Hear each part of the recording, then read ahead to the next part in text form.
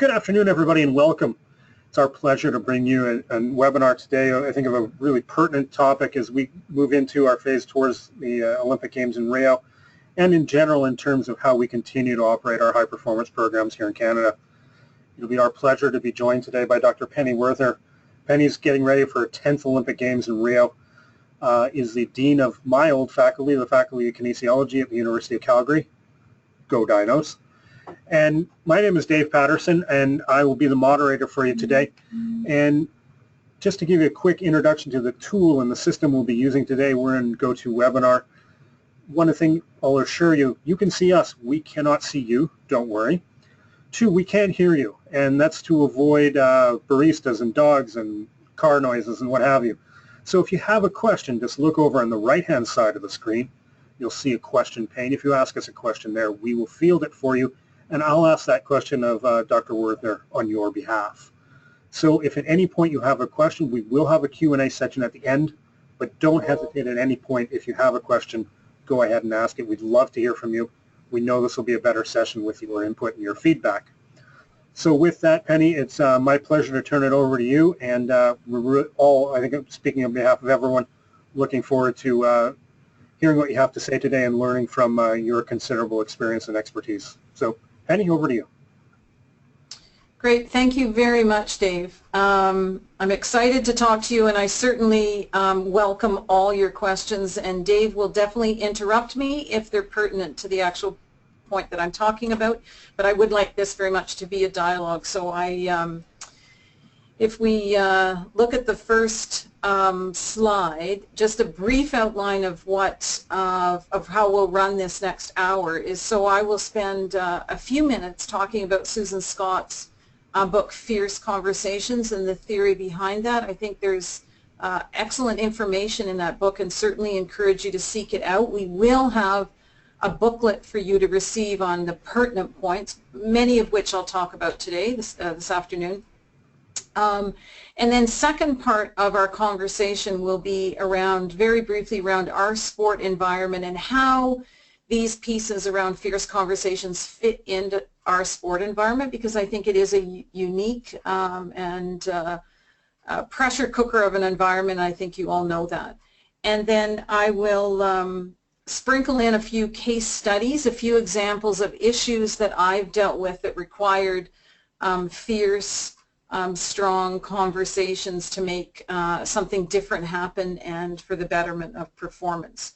So that's a little bit of an outline of the next 30 to 35 minutes. That gives us lots of time for questions. So please do be thinking about what you don't understand. So in terms of what Susan Scott talks about, this is a quote from her book where she says, while no single conversation is guaranteed to change the trajectory of a career, a company, a relationship, or a life, or a situation, any single conversation can. And so her premise is that it's so important that we develop skills to have very effective conversations. And so what is a fierce conversation? If Dave just goes to the next slide. A fierce conversation is, according to Susan Scott, a conversation in which we come out from behind ourselves into the conversation and make it real. And it is meant to provoke action and really encourage us all to speak about what needs to be said, what needs to be talked about, so we can actually do something different. And actually, before we go to this one, I'll give you a brief example up front of a small case study of where we needed to do that within an Olympic Games environment.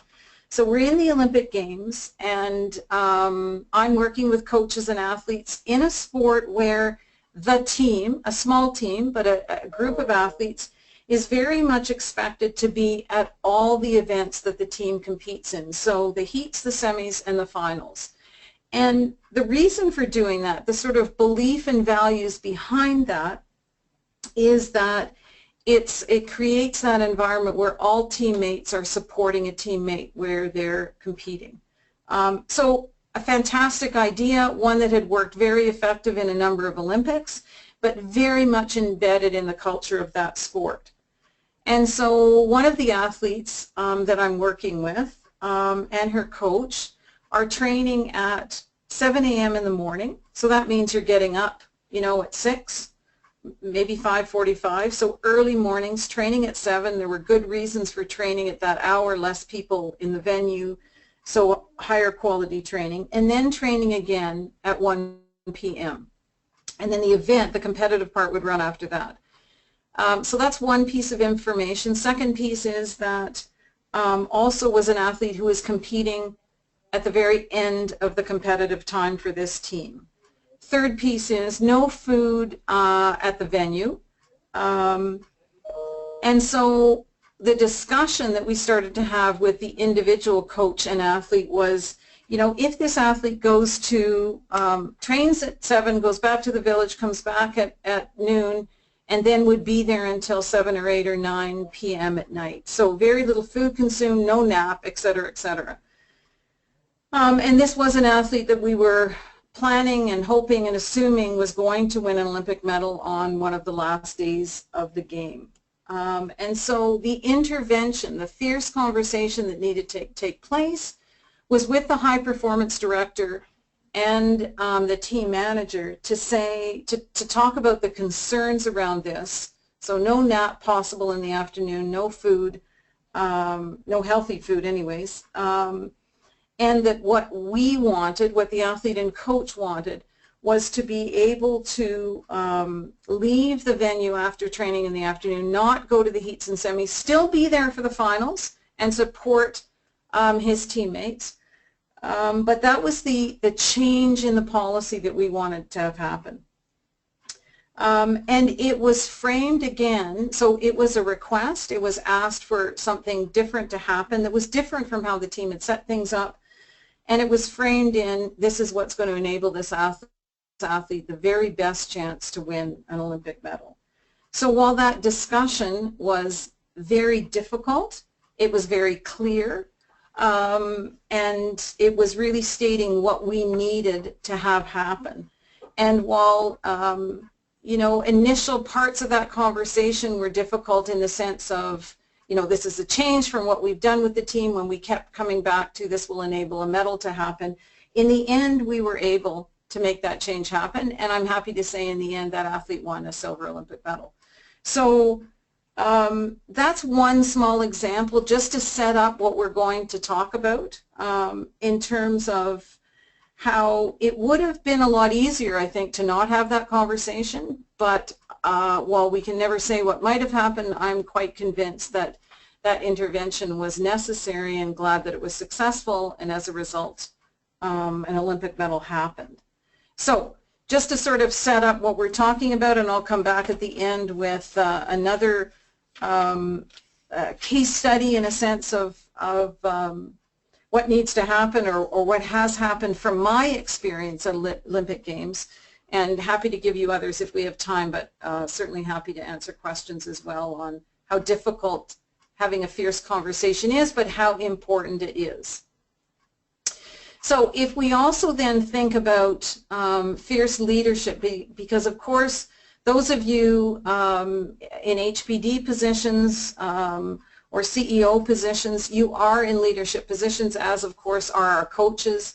And fierce leadership, really taking from Susan Scott's work, is really about fast acting. We don't wait, we don't sit on things too long, so we need to act on them.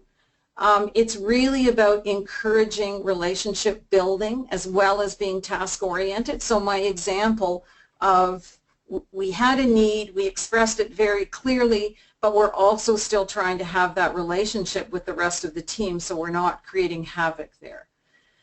There's another piece that Susan Scott talks about, not allowing for anonymous feedback. That's perhaps a different discussion for us to have, but certainly I think this is about standing up for what you think needs to happen and having that conversation. It is about speaking up and naming the issue. And this is about being really clear on what we're talking about whenever we're trying to have a fierce conversation, because often what happens is we muddle it up with lots of pieces and then we don't really know what's actually needing to be changed. So it's saying, we need to talk about, so the first part of that conversation in that sport, in that situation, was we need to talk about the policy we have, the sport has, about being at all parts of the competition, and we'd like to change that. And here's why. Clarity of priorities, and I would say in terms of that, our priority was to win a medal, and that is, when we have a chance to win a medal, that's what our priorities are in terms of going into an Olympic Games or personal best, and certainly in World Championships. And when we talk about qualifying for an Olympic Games, it's, you know, what do we need to do to qualify? So it is keeping those priorities. And what's so lovely about sport, it's that's our easy part, I think, is naming what those priorities are. Fierce leadership and fierce conversations create accountability. So we're asking for accountability on the part of each of you, and you're also asking for accountability on the part of athletes and coaches. And then also creates, in the longer term, but not too longer term, ongoing learning. So we're actually learning from situations that we face in Olympic Games, in World Championships, in qualifiers, so we can actually be better at the game and enable all of those potential medals that we have a chance to get to actually happen. So our purpose here today is to talk a little bit theoretically about Susan Scott's work, so it helps us develop those skills to actually be effective at doing all of this. Hi, Penny. This is Dave. Yep. I just wanted to raise a question here that's coming over the course of this slide around not allowing anonymous feedback. And we've heard a lot lately in sport about the need for a whistleblower, about the bravery of whistleblowers, and those needs for anonymous channels. And how do you reconcile those two priorities? Yeah, it's a good question. I think whistleblowing is a little bit different in a sense, and so maybe some of that has to be anonymous. But when we're in a team situation, which each of the listeners here are, and we go into a games, we're very much embedded in a team. And so what we have to get better at is being comfortable saying, you know, I have a concern here, I think we need to talk about this, and then that dialogue is created, and you're naming what that issue is, and we'll come to that in a couple of slides, and then talking about what we need to do about that. And it's very much a shared conversation some of the time, depending on who's in the position of power. But I think, so in this case, I think that's what we're talking about in terms of anonymous feedback. It's still how we're working as a team and creating that relationship, but making sure we're being very honest in that relationship. Okay, thank you. So if we go to the, so 4 objectives that Susan Scott talks about are,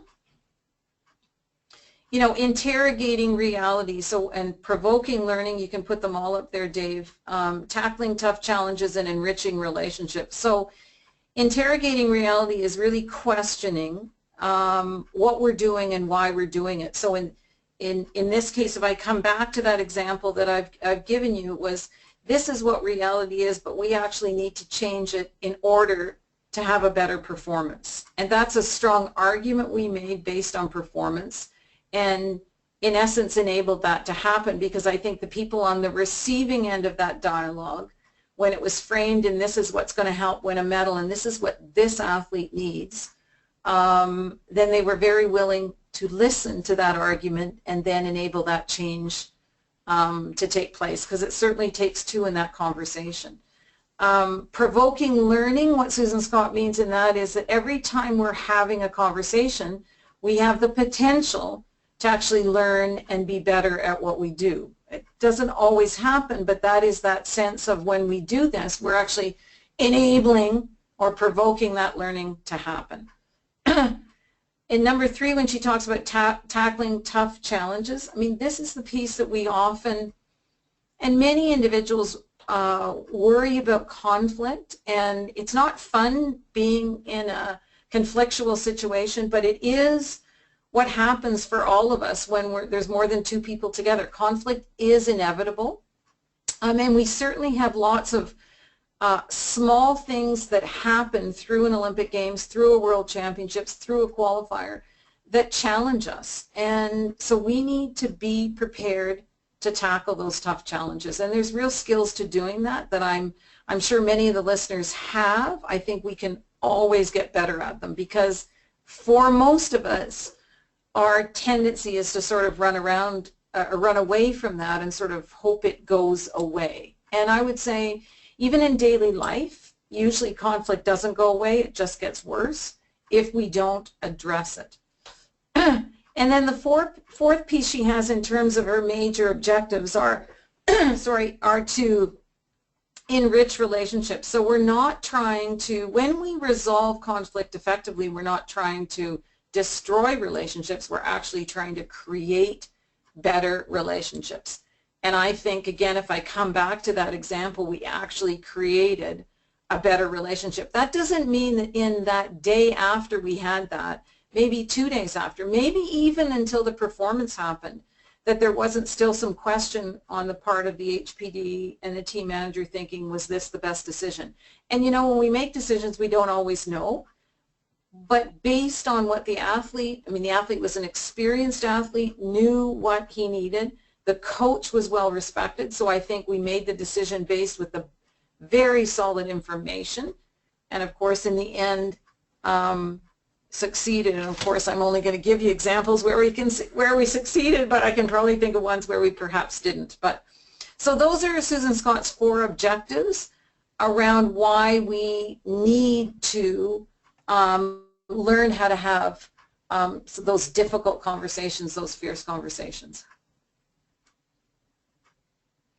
And then one of the things that prevents us from doing this sometimes is, you know, this slide that comes from her book as well, Attitudes, Beliefs, Truths, and Opinions.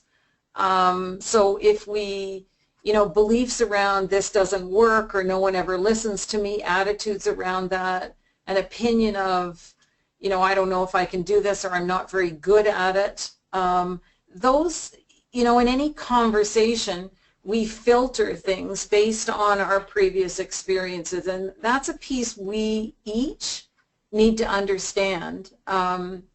What has been my experience and how does that affect me going forward? So if someone's gone forward with a fierce conversation, either effectively or ineffectively from their perspective, and it hasn't been received well, then we are more hesitant to do it in the future. Whereas my experience has been, you know, certainly over the last 10 years, because of having a lot of experience with high performance athletes, coaches, HPDs, et cetera, that my experience has been when you actually do it well, that you actually get the change that you want and need, and that usually results in a good performance. So we have to understand these pieces filter, you know, and probably some of you are sitting there right now thinking, well, is this really going to work? Because I tried it like this and it didn't work, or the person didn't listen to me, or I have an issue with one of these coaches, and that's part of the experience you bring to you, to these kinds of situations. But what I would suggest strongly is that by thinking about the specific skills that you can develop, you can actually get better at it and be more effective. I guess saying being successful is not the best way, because this isn't trying to be a win-lose situation. It's trying to actually change a behavior, change a situation, so then we're more successful in terms of sport performance. So the 7 principles that Susan Scott talks about are mastering the courage. So number 1, mastering the courage to interrogate reality. So actually being brave enough to do it, and that's certainly a first step or a first principle. Come out from behind yourself into the conversation and make it real. That is, I would say, in one way, thinking about what your values are, what you value, and certainly what I value in working with athletes and coaches in sports is that we're trying to enable the best performance to happen. And so I frame every request, every question, every challenge from that premise, is we're here to to try to enable the athletes and the coaches to come up with that great performance. And so when I'm challenging you, that's where it's coming from. It's not coming from a place of I need something personally, but coming from a place is how can we actually succeed here in the Olympic environment or the world environment. So it's thinking about for you what that is and what your values are. I think it's so important to talk about that. Number 3 is from Scott is be here, be prepared to be nowhere else. And I think what that really means is being in the present moment and working on those specific pieces and saying, you know, I want to talk to you about this right now, and actually being present to do that and not be somewhere else, not be at practice in 2.5 hours. And that's a skill. It's a skill athletes need to perform their best in the Olympic and world arena, but I think it's a skill that those of us in leadership positions need to develop as well. So it's like put the phone down, be prepared perhaps to take some notes, but really sort of be here and be nowhere else. Number 4, I think, is a really important one. Tackle your toughest challenge today. Again, I think because you have many, many tasks on your plate that we sometimes put off things. So it is thinking on a daily basis, what's the most important thing I should do today? Or what are the 3 most important things, and actually get them done. Number 5 is obey your instincts. And this one I think we have to be careful with, in a sense of, if you have a lot of experience at Olympic Games, then I say absolutely go with this one, obey your instincts, because you have a lot of experience, you have a lot of knowledge, you've been through lots of situations. If you don't, then I think you have to be careful with this one, because instincts aren't, you know, we only make good decisions if we have that experience behind it. Then the instinct kicks in and says, I know this is the right thing to do. Number 6 is take responsibility for your emotional wake. And we all have emotions. We certainly all have emotions within a world championship or qualifier or Olympic Games situation, and you need to sort of step back from that and have that. And certainly in that situation, again, that I gave you, the coach and the athlete were pretty emotional because, you know, they were saying, oh, this can't work, I can't be there, I'm not going to get a nap in, I'm not going to have some time to myself, there's nothing to eat there, this is going to be terrible. And so lots of emotion, and it's stepping back from that emotion and saying, okay, get it, now what do we need to have change, and let's do that from a more reasoned place so we can continue to create that relationship with the HPD and the team manager and not piss them off, if I could say that, and then create more conflict.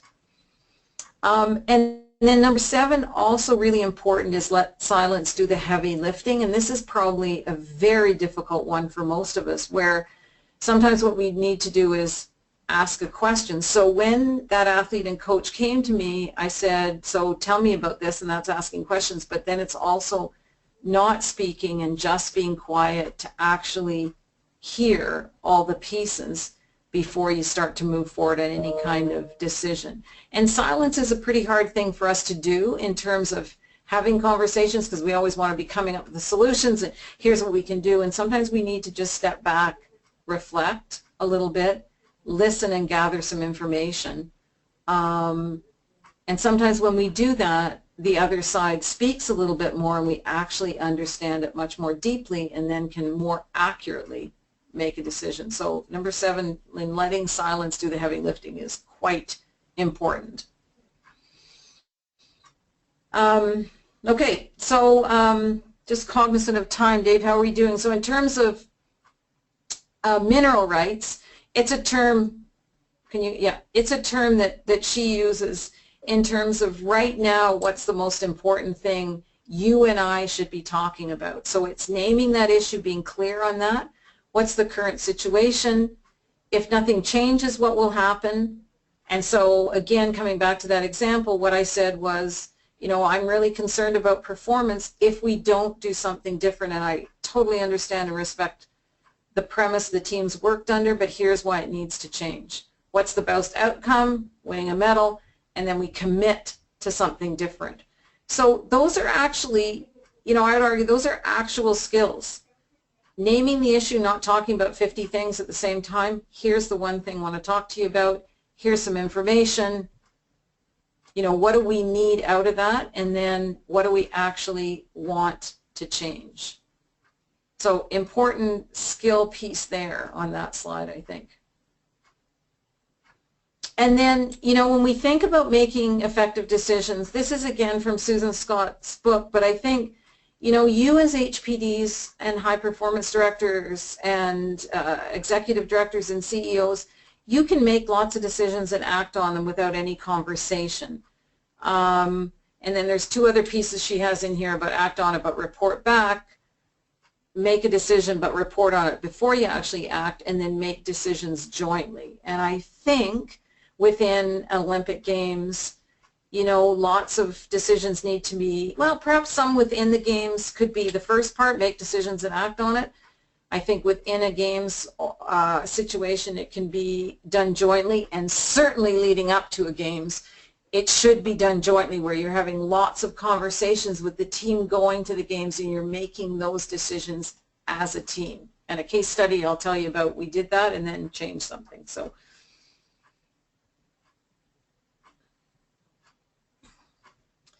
and then in terms of preparing for an effective discussion, this has some of the similarities back to mineral rights, but it's being clear on the issue. It's important because that's your opinion when you're delivering some conversation, when you're starting that conversation. Any background information that you need to bring to it. What I feel, and I know there's a gender difference here in terms of what I feel. Women will go on too much about what they feel and men don't talk about it at all, but it is that sense of noticing what your emotions are, because we don't have great conversations when we are emotional.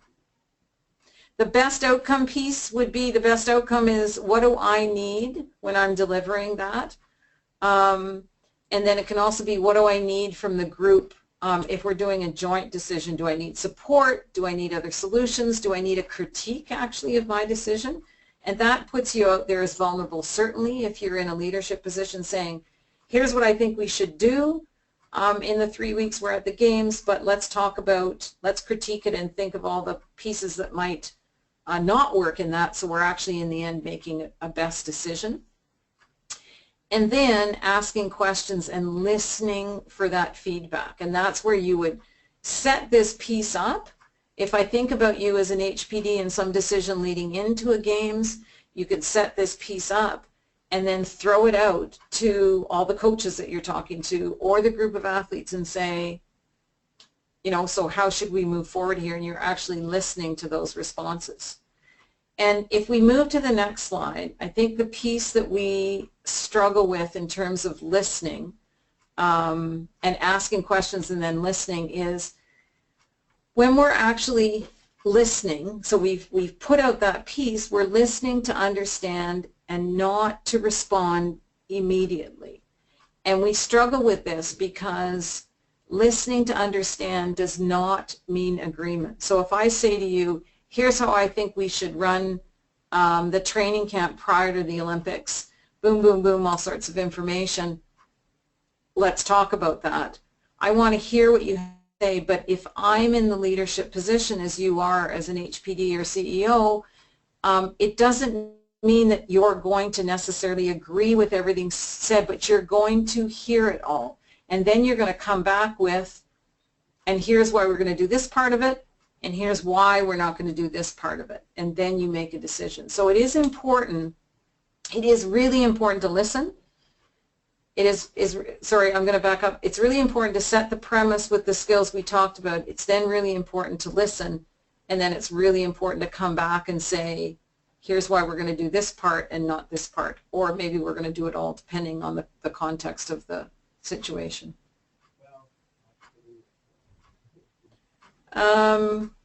And you know, this takes skills and it does take courage.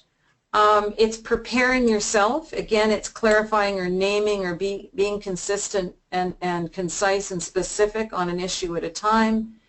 It's, if you're setting it up, it's preparing others. So if you're bringing in the coaches to talk about it, it's scheduling it. and asking them to be here and present. We're going to be talking about the training camp, so please come prepared with your concerns, your suggestions, etc., and that they actually come for an hour or 2 hours or however you schedule and are prepared to give that time.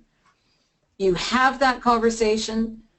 You probably make some decisions. You debrief those decisions at some point, and then you do it all over again. I think the bad news around effective conversations, around fierce conversations, about being courageous in this process is that it is very much an ongoing process. That's the bad news. But I think when we get better at it, we have perhaps less of it, and we have less conflict or issues to face. We don't have no issues, though, or no conflict. Conflict is inevitable. So if I turn to, so that's a little bit of what is in Susan Scott's book, and I certainly recommend that you get it. I think the skills within it are very good, and as I said at the beginning, we will have a booklet for you that's a bit of a synopsis of some of those skills. In our sport environment, I think it is unique. We live in a highly competitive environment, and I think that's what actually makes effective and fierce conversations difficult, because we're often trying to win the argument versus make a change that's effective. I think we live in an environment that's stressful, and there's many reasons that's important, but one of the key pieces or key reasons that it's important is because fatigue comes with being in a stressful environment, and none of us, maybe there is somebody out there but I don't know them, that when we get tired we don't speak very clearly, we're not very concise, and we're certainly in many cases emotional. So fatigue plays a huge part in our environment in terms of, again, Olympic Games, qualification, et cetera, and we don't manage well. So we need to think about that as each of you, to consider that as we move forward to both the summer and winter Olympic Games. And, you know, we need to see these skills as actual skills. So when we get better at them, we think we're all good at listening. We think we're all good at being clear and concise. We think we're all good at intervening effectively. And these are very specific skills that then enable us to create that environment where we can challenge, provoke effectively. So we're still building those relationships, but we're making effective changes. And when I say creating those relationships, it doesn't mean that everyone gets what they want, but they understand why they're not getting it when they don't have it. And that would be for an athlete and coach too. Because if in that scenario again, or that case study, if we hadn't got that, and if the HPD and team manager had come back and said, we can't do that, it has to be like this, then we would have figured out a way to deal with it effectively, because in the end the objective was to win an Olympic medal. So we would have dealt with that if it was explained for a good reason, but fortunately we were persuasive and we're able to make that change happen. So I do think it's important we understand this environment, which I'm sure you all do, highly competitive, certainly stressful, and we need to develop skills to help manage that environment. And okay, so JP and Sophie asking me around case studies. I've given you a brief one. I'm going to give you a different one as an example, and then open it up for questions. I'll go with number one in terms of changing a well-developed plan during an Olympic Games. Certainly not something I recommend. I think it's very important to have planned out things effectively and for the most part stick to the plan, but I want to give you an example of where we changed it and it actually worked out really well. I think maybe there was some luck involved there, maybe not. But so going into an Olympic Games, we had a well-developed plan, and the plan was, it was a team, a sport that was going to compete in the last 4 days of the Games. So not an ideal place to be in the Olympic Village. So 2 years out, many discussions about developing a plan, very effectively done, I think, of to go into the village, go to opening ceremonies, and then leave the village to train in a different venue. And I would say that decision was made for two primary reasons. We were sharing a venue with another part of the team or another sport and had odd hours to train. So it wasn't the ideal training venue until competition actually started. And also at the end of the games, which I think is a difficult place to live in a village the entire time when you compete the last 3 or 4 days. It can be done. You know, every context is different, but I don't think it's ideal. So in a nutshell, that was the plan. And that was all done with all the athletes and coaches, well led, well designed, I think, a great plan. We get into the village, and this was with athletes who had multiple chances to win medals. And one of the athletes, you know, the day after opening ceremonies, 2 days after opening ceremonies, 2 days prior to leaving the village, one of the athletes comes to one of the coaches and myself and says, the athletes have talked and we want to stay in the village. And we want to change the plan. So I hope you can imagine, but even now thinking back, and this is a few Olympic Games ago, I can still feel those emotions, and so can the coach in this initial part of the circumstance.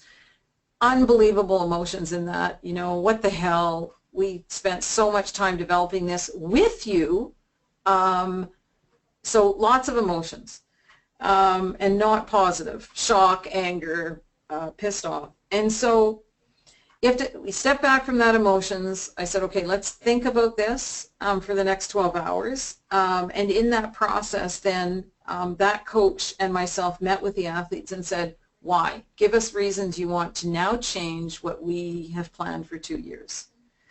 And the reasons were very well done by the athletes. First of all, I was very impressed with their thought process, I must say. I was surprised.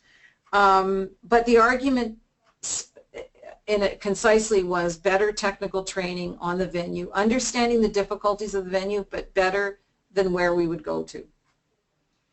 So multiple meetings happened. The coaches got together to discuss and then met with the athletes. And again, lots of emotions, but then when the coaches and the high performance director met with the athletes, they had made the decision, okay, we're going to change the plan. And so they met, but there were a couple of crucial messages to the athletes, one by the coach and one by myself. So by the coaches it was, you know, you've asked for something and we're going to give it to you, but you need to now take responsibility. And because there's lots of details in here, but because we're training late at night and because of sleep issues, you know, you need to not go back to the village and play video games. You need to go eat and then get your sleep, and we need to figure out how to manage sleep and the training issues. But you athletes need to take responsibility for that. And it was a great conversation. And what I said to the athletes was, there's one thing I don't want to hear. And on the day before we start competing, I don't want to hear, I wish we had have gone to that venue. We've made a decision. Here's the pieces that need to work in terms of sleep, eating, training, etc. And let's make this work. And surprisingly, the athletes really did take responsibility for this. And a senior athlete actually in that meeting and subsequent to that meeting, who we were trying to get to take a leadership role and never did, actually spoke up in that meeting and said, okay, you guys, here's what we need to do. And so that personal responsibility of the athlete, the one, you know, very senior athlete who in the end won 2 Olympic medals, you know, really drove the team being quite a bit different as a result of that situation. And so, you know, that team did have a very successful games, very successful games. So while I wouldn't advocate that's the best thing to do, when a decision was made, then we managed that. And how did we do that? So if we think back to the skills that Susan Scott has brought up, mean, the athletes had the courage to come. You might say otherwise on that one, but they spoke up about what they needed. We asked questions to really understand what they were thinking and feeling and why they were suddenly making a change. So the coaches really effectively listened, and there was some silence in there in trying to understand that. We certainly managed the emotions by stepping back from it, because the initial reaction was very emotional. We're not doing that. We just had a plan for 2 years, etc. So we had to step back from that emotion. So definite skills in making that happen, and then very fierce conversations back to the athletes about taking responsibility, and don't think you're going to come back and say, I wish we had have done this. And what that resulted in was a very different climate of the team, actually. But what's important to understand in this case study is that's one context. And the unfortunate or fortunate part is every situation is different, but when we use these skills that enable us to have these challenging, courageous, fierce conversations, we actually make changes that I would strongly argue enable us to move forward and be much more successful from a performance standpoint. And so I think I'll stop there and take some questions.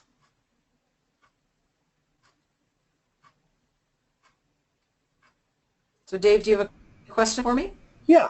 And I wanted to ask you about listening in the Olympic environment and the importance of that listening. You talked about the noise, and I think it's in the Olympic environment there's both literal and metaphorical noise all around you. And you talked about being tired and hungry and all those things, all those impulses are tugging at you at once. Do you have some more specific advice on how to be present to listen in that environment when you're not necessarily centered yourself? Yeah, not so easy. And again, I come back to the environment of an Olympic Games or even of a qualifier. I've just been through a qualifier with the summer sport, and it's pretty intense, right? Because you're going to get people going to the games or not getting people going to the games. It's pretty terrifically emotional. So I think stressful and emotional. So I do think, before I go to the listening piece, I do think it is extremely important and actually unacceptable to not have. So we need to have very good plans on how we're going to operate as a team. So if each of the listeners are thinking about their team, who's going to a games, who's going to a Worlds, and what's that team, how will we operate? What are our plans? And then within that also structured meetings. I mean, we don't want to have meetings for no reason, but I do think within a game situation, it is professional to say we will have a meeting of a group anyways every day, I would say, and who you have included in that group depends on the context, to sort of make sure the day went well and what's the plan for the next day. And some of those meetings can be short and sometimes they need to be long. And that would be set up probably primarily by a head coach in this environment, maybe a team leader, but certainly a head coach or an HPD. And it's sort of talking about, here's all the things that happened today. And then in that environment, you would, in most cases, I think, throw it open and then listen to that feedback. Because when you listen to something, that's when you actually have potential to learn something, to change something for the next day. Like the van's left late, or somebody took the van and then left the keys somewhere else. I mean, it is the most trivial things that happen that can absolutely throw a performance off. So those are the pieces that HPDs and head coaches need to manage well, and team managers. But then if I come to your listening effectively piece, is that, you know, if an athlete or a coach comes and they're upset about something or concerned about something or worried about something, I think the first piece is actually listening to it. And what we often do is go to the solution. Well, we just do this. And the person hasn't been heard. And in this environment where emotions run high, you need to listen to those emotions first and then get to a solution. And certainly the best coaches that I work with are very good at doing that with their athletes. Even if they're the most dumb, irrational things that you think, you know, I'm worried about this, oh my God, you're like the best in the world. Why are you worried about that?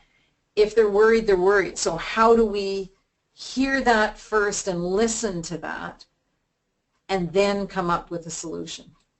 And I would say the same in terms of managing the IST, managing the coaches. You set up a nice meeting plan, you go through things effectively, but you always have a portion that allows people to bring up concerns or issues. I mean, obviously, if you have a person who's not the best, then you might keep it shorter and not let them bring up some of those issues. But ideally, and it's not always, we don't live in an ideal world, but ideally those people actually aren't on the team. That everybody knows their role and doesn't need to play other people's roles. But that's perhaps a bit of a different discussion. But I think you have to listen to concerns, because they're concerns. Does that help? It sure does. So it sounds to me like if anyone has read The 7 Habits of Highly Effective People, he talks about seek first to understand and then be understood. Yeah. And sort of evocative of that. Yeah. I have another question now from the audience about the best ways to manage underperforming staff who are not meeting the HPD's expectations. And to clarify, this is maybe a general question, but also in the Olympic environment.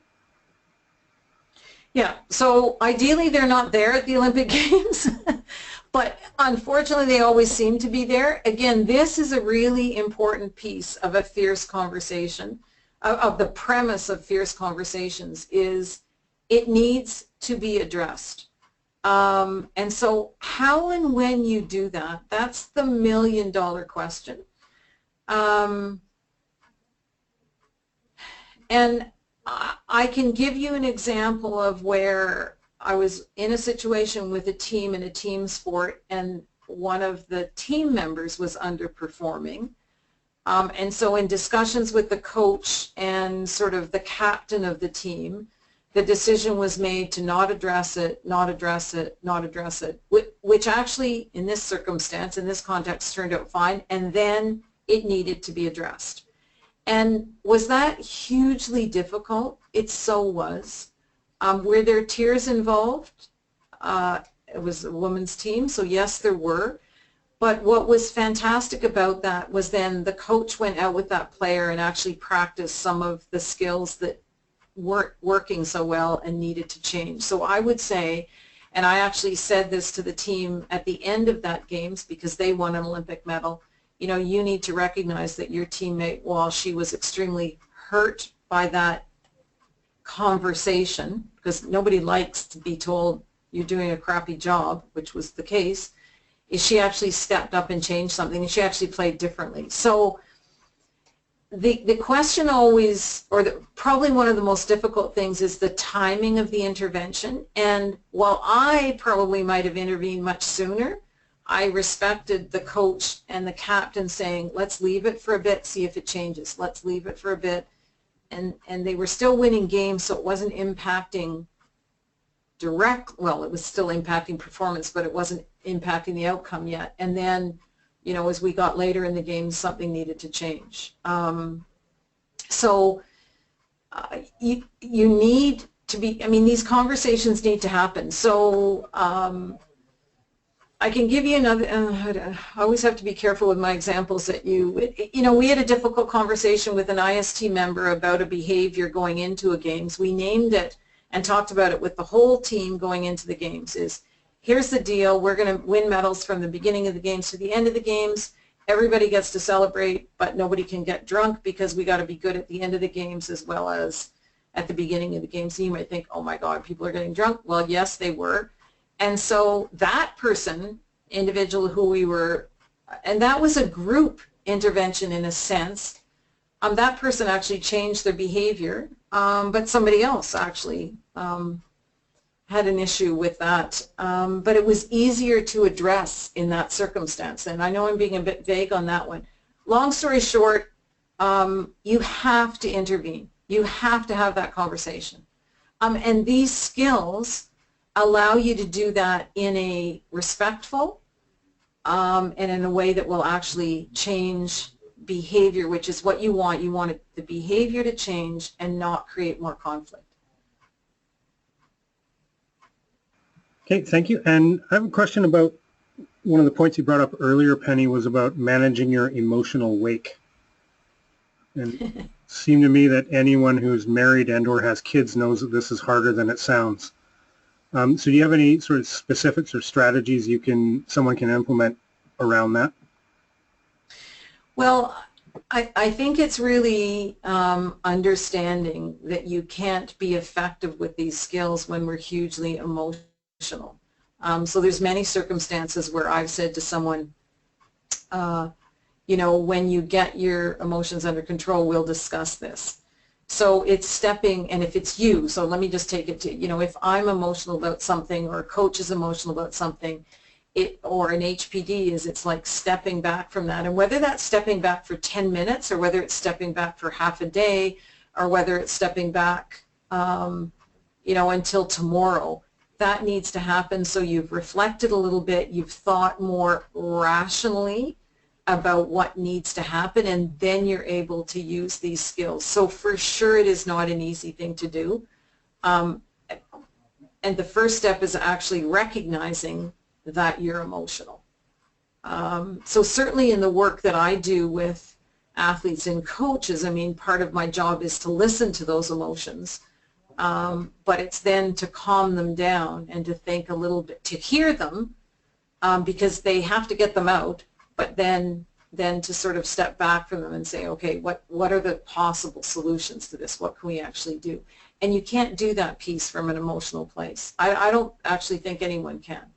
So that is actually a skill, is first recognizing you are emotional, and then, you know, sometimes you can only give yourself 10 minutes. So it's like, give yourself 10 minutes and then come back and have that discussion. Plan to meet in an hour. If someone is, and I would say this for HPD's perspectives and maybe team managers and team leaders in Olympic Games, if someone's attacking you from an incredibly emotional and perhaps disrespectful place, you have the right to say, you probably shouldn't hold up your hand, but you have a right to say, you know, I'll talk to you about this when you're calmer. So take 15 minutes, take a half an hour, let's meet after lunch. So you're still going to act, you're still going to have that conversation, but you're going to do it from a calmer place. And you have a right to ask for that when you're on the receiving end of emotions. Hey, Penny, speaking of rights, everyone has a right to log off at 1 o'clock, as we promised. And so we're just getting ready to wrap up. So if you had any closing comments, and then I'll wrap it up with a few notes, a few administrative notes.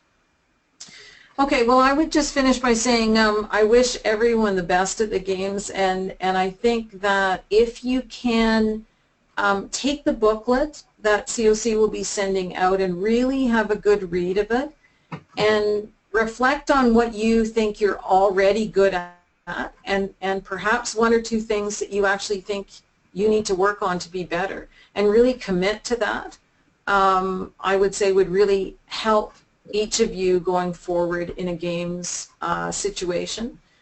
And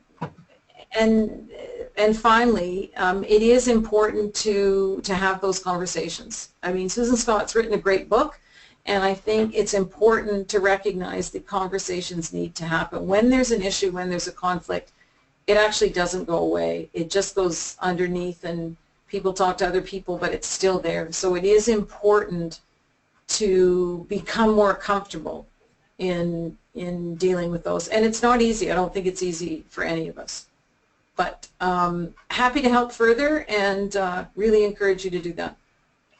Well, with that, thank you. Penny, thank you so much for your time. We really appreciate it. Appreciate having access to your insight and everything you've done for us today and everything you've done over the past 10 Olympic Games. So, and Penny's doing a great job taking care of my old faculty too, so thank you for that. So on a quick administrative note, as Penny mentioned, we will be sending out a booklet to everybody. We've gotten a few questions about if the slide deck will be available. Actually, the booklet will cover the slide deck plus some. So look out for that booklet. That'll be a much more useful tool. But you will also be able, in a few days, we'll be sending out a link to a YouTube video which shows the whole webinar in its entirety. So if you want to share this with members of your team or go back to it, it'll be available in that format. So with that, thank you again, Penny. My name is Dave Patterson, and thank you, everybody, for your time today.